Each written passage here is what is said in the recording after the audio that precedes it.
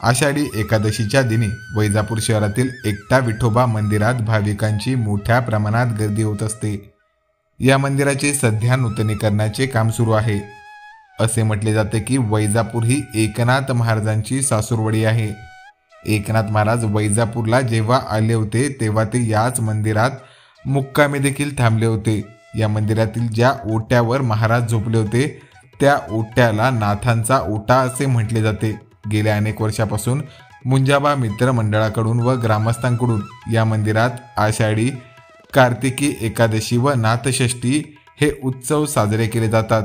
यावर्षी देखील आषाढी एकादशी निमित्त मुंजोबा मित्र परिवाराकडून विविध कार्यक्रमांचे आयोजन करण्यात आले आहे।